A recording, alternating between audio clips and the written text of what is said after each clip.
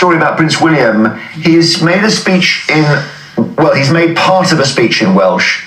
He recorded a video to mark St David's Day. Before I ask you about this, Will, let's just have a listen to what he said. Hello.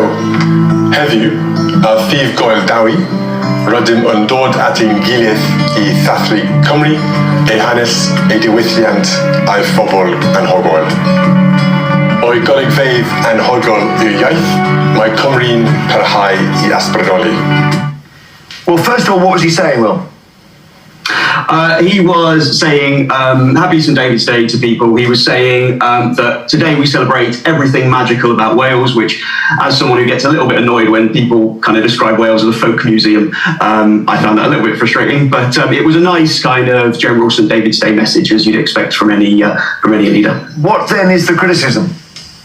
So the criticism comes from Dr. Dylan Foster Evans, who is the head of Welsh at Cardiff University, and he was criticising the Prince because the Welsh was actually quite halting. It wasn't exactly fluent in its delivery. First thing to say is Welsh. I'm someone who's a first language English speaker. Welsh can be a challenging language to learn. It's a great language to learn, but I think the criticism comes because obviously he was named the Prince of Wales. Like, people in Wales don't get any choice in that. There's a lot of historical baggage that comes with that title, especially here in Wales. And I think there's probably a frustration from some, but he hasn't essentially made as much effort as he could to learn the language. His father, when he was at university in Aberystwyth, had formal lessons in Welsh.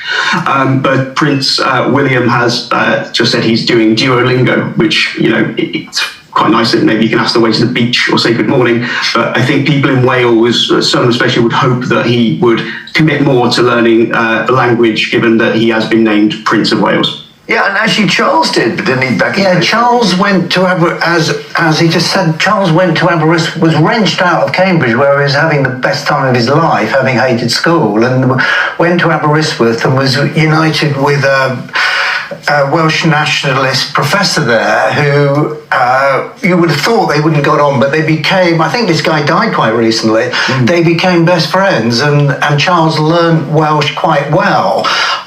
My view is if you want to be Prince of Wales, the least you can do is learn the language properly. Wow, but that's quite a big ask. Well, it's not that big an ask if you want to be Prince of Wales. But you shouldn't mention losing the title. He doesn't have a choice about being the Prince of Wales. I think it's a huge. Well, he does. I think it's a huge ask. He does have a choice about being Prince of Wales. No, well, he doesn't really. Well, he really does. He certainly has a choice about learning the language. He really does not, especially with his other brother going off. He really doesn't have a choice. And I think, to criticise somebody's delivery as halting and whatever, it's actually quite condescending. Actually, he's had a go. He's had a try. He's taking lessons. What more do you want? For maybe one Welsh speech he will make every 5 to 10 years. I just don't think. Will, what do you think? Well, I think it can't possibly come as a surprise for him that he has become Prince of Wales, whether he had a choice in it or not. I think what you can argue is it's very symbolic of Wales's place in the Union. I mean, look at the Union Jack, Northern Ireland representation, Scottish representation, English representation, no Welsh, which is even more unforgivable as we have a great dragon.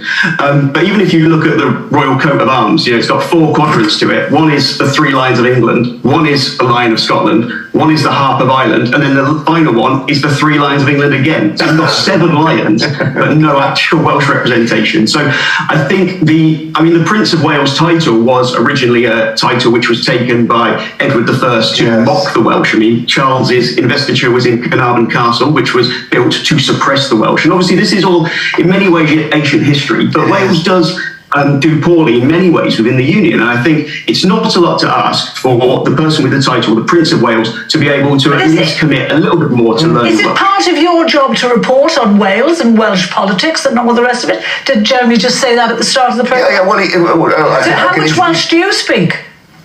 No, I'm actually English, but I think the difference between me and William so is he. Prince of Wales. Will's not the Prince of Wales. I didn't say he was, but if he's reporting on Welsh affairs and he's reporting on Welsh politics, would you not think it part of your duty to learn a little bit of Welsh? Because, as you know, if you go to Wales... It's his first time on the show.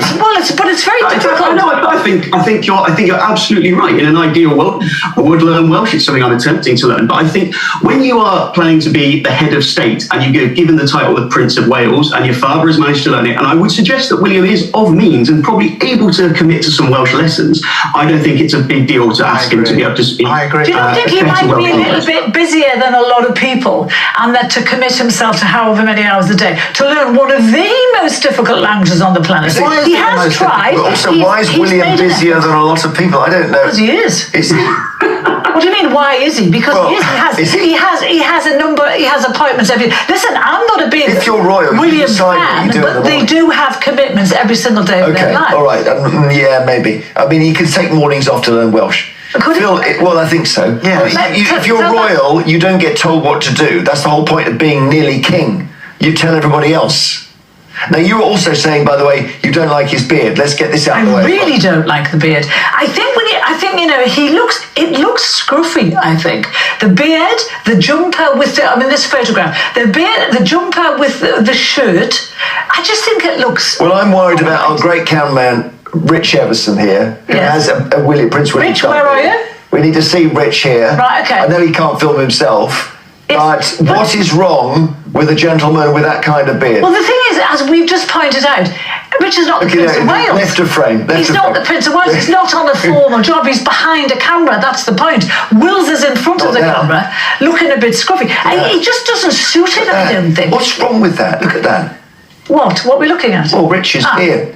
Well, Rich's Gone off beard there. is Look at perfectly that. fine. He looks Oh, good. you like that? But he's missounding. behind a camera. That's the point. We don't see him every day, although I do. Listen. But Don't insult the camera persons. They can put you out of focus. camera. Well, I wish they would actually. All right, Phil has a story in.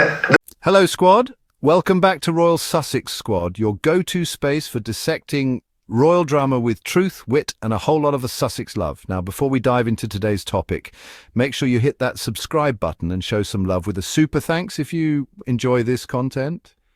All right, and let's get into it. Today we're talking about Prince William's attempt at speaking Welsh and the backlash that followed. But let's be real. If this were Prince Harry, the media would have ripped him apart already. So, William recently made a video marking St. David's Day, throwing in some Welsh for good measure. The response?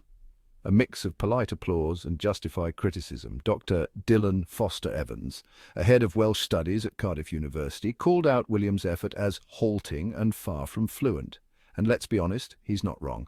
Now, this is where things get interesting.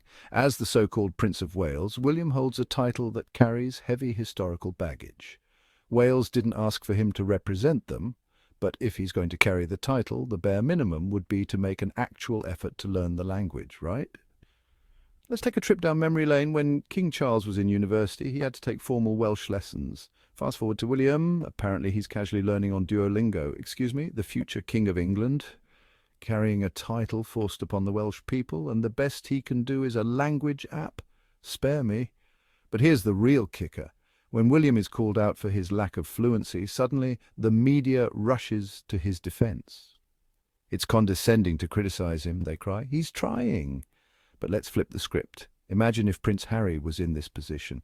We all know how this would go down. If Harry even slightly mispronounced a word in a different language, the British media would run a week-long smear campaign. Headlines would scream about his disrespect and lack of effort. But William? Oh no, he's just a busy man doing his best. The double standards are absolutely exhausting. And speaking of William's busy schedule, let's be real. The man doesn't work a 9 to 5. The idea that he's too busy to learn Welsh properly is laughable. If he can take time for leisure, vacations, and whatever else the royals do in their taxpayer-funded lifestyle, he can surely dedicate himself to learning a language that actually matters to the people he's supposedly representing. Oh, and let's not even start with the whole beard criticism. Yes, apparently William's beard is now a hot topic. The media is bending over backward to normalise even the most mundane aspects of his life. Meanwhile, they'll jump on any chance to criticise Harry and Meghan for existing. The hypocrisy is unreal. So, squad, what do we think? Should William step up and actually learn Welsh properly? Or does he get a free pass because of his privilege? Drop your thoughts in the comments below, and don't forget, if you love this content, hit that super thanks button and support the channel. Make sure you like, share and subscribe for more truth-telling and Sussex positive content. Until next time, keep calling out the double standards and stay loyal to the real royalty, Harry and Meghan.